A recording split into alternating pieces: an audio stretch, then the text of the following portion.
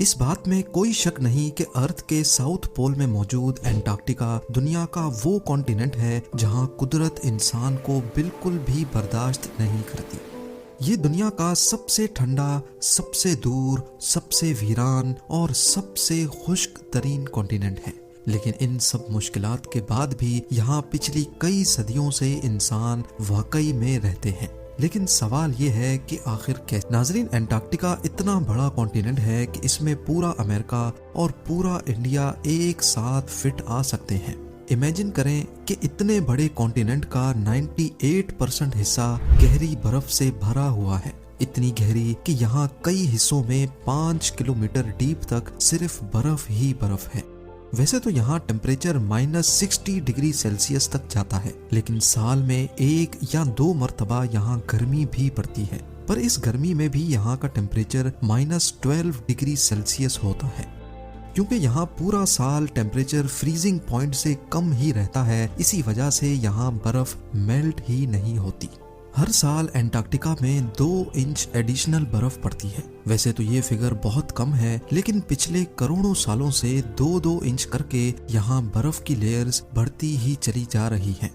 सिर्फ बर्फ और शदीद टेम्परेचर ही यहाँ जिंदगी के लिए मुश्किलात पैदा नहीं करते, बल्कि एंटार्क्टिका में ह्यूमिडिटी ना होने के बराबर है। नॉर्मली हमारे पास हवा में 40% से लेकर 80% वाटर वेपर्स होते हैं, जो इंसानी सेहत के साथ साथ इकोसिस्टम के लिए भी बहुत फायदेमंद होते हैं। लेकिन एंटार्क्टिका में ह्यूमिडिटी लेवल सिर्फ और सिर्फ 0.03% ही है। यही वजह है कि एंटार्क्टिका में स्किन डिजीज और बॉडी का डिहाइड्रेट होना बहुत ही कॉमन है। इसके साथ साथ साउथ पोल सी लेवल से 9800 फीट की एलिवेशन पे है। ये इतना डेडली तो नहीं है, लेकिन ज्यादातर लोगों के लिए ये एलिवेशन इनकी मुश्किलात में इजाफा कर देती है।